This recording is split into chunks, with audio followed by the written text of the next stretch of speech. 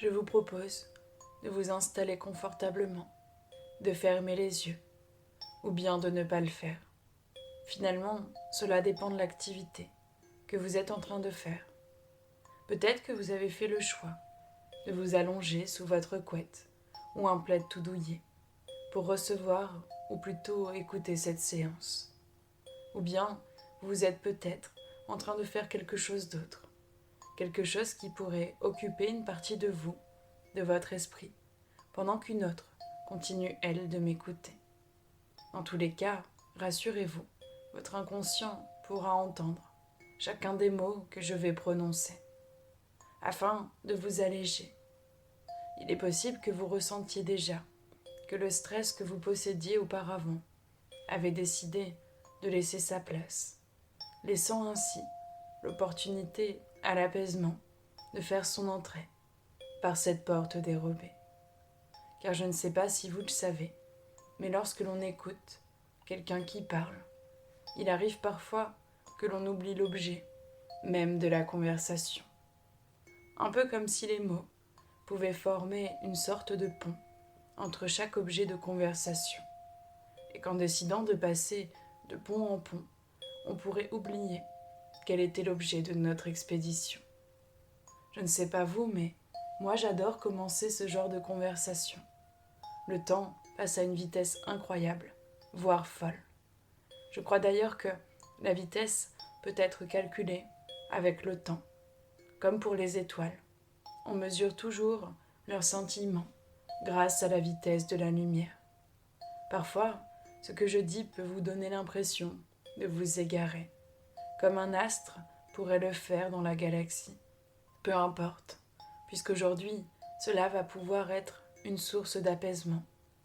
Et lorsque l'apaisement est présent, il est possible de pouvoir mieux se projeter, mieux imaginer toutes les belles images que l'on peut nous proposer, toutes les suggestions nécessaires au changement d'après. Il arrive pourtant que l'apaisement ne soit pas installé, mais que tout ce que j'ai énuméré avant arrive. Comme si par magie, tout pouvait être rémunéré pour le travail de développement personnel fourni. Un peu comme si aujourd'hui, pendant cette écoute, vous trouvez le moment idéal pour vous autoriser à être heureux, pour vous autoriser aussi à laisser les kilos s'envoler, comme les oiseaux qui s'envolent vers l'ailleurs, pour retrouver de la douceur, de la sérénité, de la tolérance, voire de l'acceptation envers toutes les parties de vous. Je crois savoir que dans les histoires que je vais vous raconter, vous allez pouvoir trouver l'un ou peut-être l'ensemble, pour vous permettre bien sûr d'être là, au creux de vous, comme dans un cocon douillet. D'ailleurs, le moment parfait est arrivé pour laisser la partie de vous qui souhaite se rappeler des conversations sans fin énumérées précédemment profiter, pendant qu'une autre partie pourrait me suivre sur le chemin des histoires racontées. Justement, dans cette première histoire, celle d'une petite fille et de sa famille qui avait décidé de partir en voyage, peut-être que vous pourriez découvrir ou redécouvrir la porte-clé, celle qui pourrait vous donner accès au meilleur, car vous y avez le droit, et vous avez aussi le droit d'obtenir votre poids idéal de bonne santé et de bonheur. J'en reviens donc à cette petite fille et sa famille. Son papa leur avait réservé une surprise, destination la mer. C'était à cet endroit que chaque membre de la famille se sentait le mieux. Non pas qu'ils étaient malheureux dans leur quotidien, mais ici plus qu'ailleurs, ils étaient bien. Ils arrivaient toujours à passer de bonnes vacances, à profiter. Pour atteindre la destination choisie, il fallait emprunter l'avion, afin de s'envoler vers l'ailleurs, de pouvoir connaître un nouvel air, ressourçant et apaisant. Je ne sais pas si vous avez déjà pris l'avion, mais pour vous en dire un peu plus, il existe parfois des restrictions quant au poids des bagages que l'on emporte. Chacun doit faire attention à ce qu'il met dans sa valise, sous peine de dépasser et de devoir s'acquitter d'une somme supplémentaire à payer. La famille était très attentive à ça. Pour le père, impossible de dépenser un centime de plus. Et pourtant, chaque année, Il ne comprenait pas. Il faisait toutes les vérifications nécessaires, pesait chaque objet, y compris la valise. Le poids était le bon, mais une fois arrivé à l'aéroport, le constat était le même. La valise de la petite fille était toujours plus lourde que le poids qu'elle faisait avant de partir. Son père s'était de nombreuses fois fâché, lui demandant chaque année qu'est-ce qu'elle avait bien pu emporter, pour que cela s'alourdisse autant. Ce qu'il ne savait pas, c'est que cette année-là, comme les autres d'ailleurs, la petite fille emportait avec elle toutes les tristesses, les souffrances, tout ce qu'elle avait pu vivre, les inquiétudes, les peurs, durant cette année, depuis les dernières vacances. Elle se disait que les déposer là-bas, dans un endroit qui était tout à fait douillet, ça pourrait lui permettre de revenir tout à fait allégée. En faisant cela, c'est sûr, elle n'aurait plus d'incidence sur sa vie. Son père avait fini par comprendre son intention en discutant avec elle, et il avait même trouvé ça beau. Il avait pris le temps d'expliquer à la petite fille qu'elle pouvait arrêter de s'encombrer avec tout ça, pendant autant de mois, voire des années. Il était temps pour elle de rendre à chacun ses tristesses, ses souffrances, ses peurs, mais aussi d'apprendre un moyen, dans le quotidien, pour pouvoir s'en débarrasser et ne jamais accumuler, encore et encore comme elle le faisait. Ils ont ainsi trouvé ensemble un ou plusieurs rituels pour qu'elle s'autorise enfin à vivre et à accepter tout cela quand le moment était là. Son papa l'avait d'ailleurs aidée, et puis il lui avait aussi laissé l'autonomie pour qu'elle puisse elle aussi emporter avec elle des moments heureux, des rires, des joies, et savoir que tout ça c'était ok. Je ne connais pas la fin de l'histoire, mais je crois que ce tri de valises avait permis à la famille de passer le contrôle avec tranquillité. Chacun avait récupéré et trié ce qui lui appartenait. Tout était maintenant en ordre. Il pouvait partir, le cœur léger. Et je me disais, peut-être que vous aussi, vous pourriez vivre cette séance comme un voyage, à destination de l'ailleurs. Et je vous invite d'ailleurs à libérer tous ces poids du passé. Vous pouvez vous autoriser à devenir la personne que vous souhaitez, car le passé est terminé.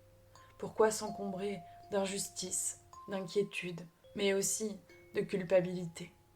Ce qui est important maintenant, c'est le présent, mais aussi le futur qui vous attend.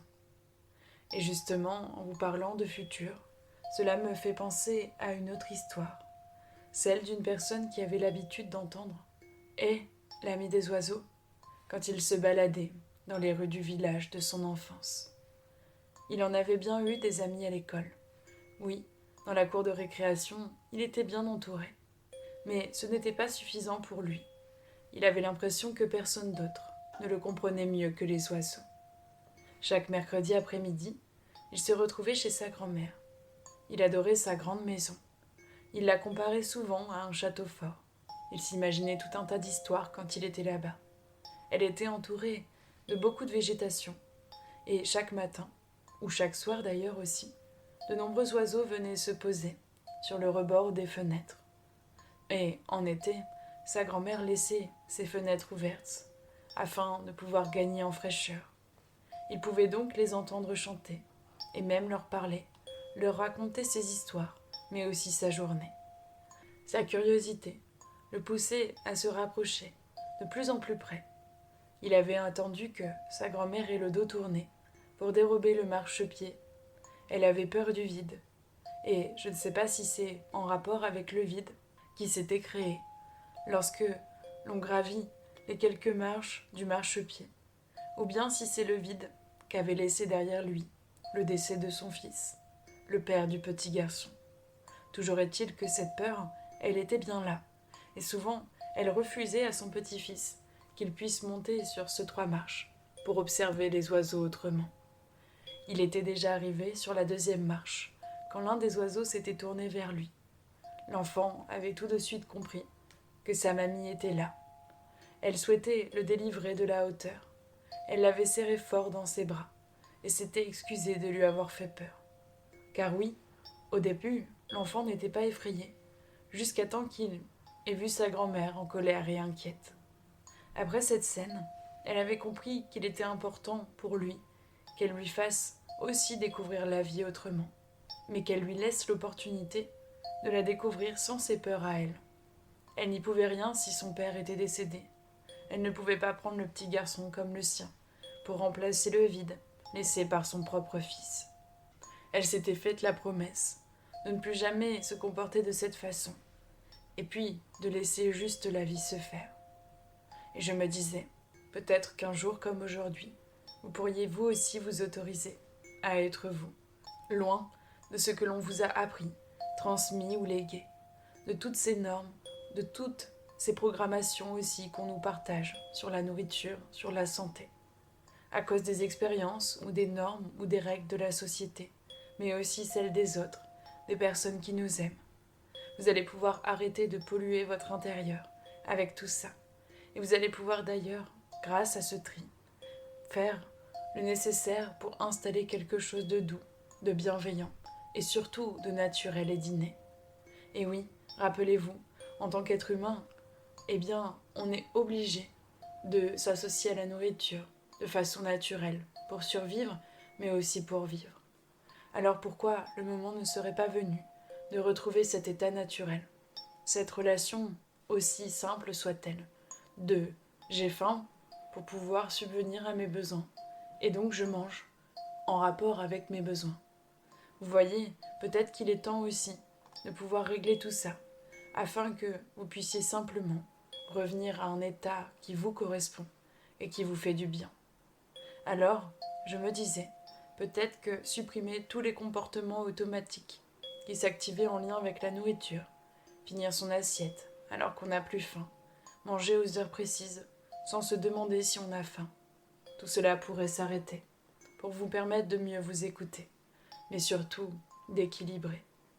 Et je crois que le moment est venu pour demander à votre inconscient de faire tout ce qui est possible pour lui dans les instants et dans les nuits d'après, pour vous permettre de laisser les kilos que vous ne voulez plus s'envoler tranquillement avec sérénité. Vous allez pouvoir retrouver vos réelles sensations de faim, stopper les grignotages, arrêter de compenser vos émotions par la nourriture. Tout ça maintenant, c'est terminé. Alors je vous laisse prendre un temps, maintenant ou juste après, pour vous imaginer. Imaginez-vous d'ici quelques instants, heureux ou heureuse, depuis que vous vous sentez bien dans votre peau. Imaginez que votre relation avec la nourriture est apaisée. Imaginez comment l'image que vous avez de vous-même a changé, avant même que les kilos soient envolés. Voyez comme cela vous a aidé, comme une sorte de carburant de bienveillance et de douceur envers vous-même, qui a aussi été un bon point de départ pour que les kilos s'envolent. Parce que oui, souvent les gens attendent d'être peut-être dans un poids différent pour enfin s'aimer. Mais moi je trouve que c'est plutôt l'association des deux qui permet d'aller plus loin. Alors, vous allez pouvoir vous autoriser à ressentir tout cela, car vous avez le droit au meilleur. Vous êtes une personne formidable. Alors foncez. La séance va maintenant se terminer, et toutes les parties de vous vont pouvoir se réunir, doucement. Et quand vous le souhaiterez, à votre rythme, vous allez pouvoir revenir ici et maintenant, et enclencher tous les changements, afin de rouvrir les yeux, tout doucement.